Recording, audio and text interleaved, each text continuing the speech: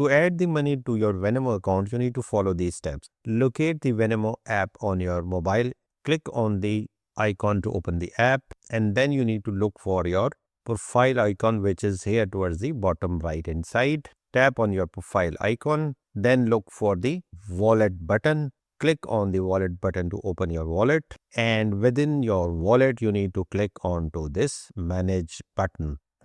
Within the manage, you have to click this add money tab or button, and from this add money pop-up window you need to click the Visa debit card of your bank. Here you need to put the amount that you want to add, and then you need to click the next button.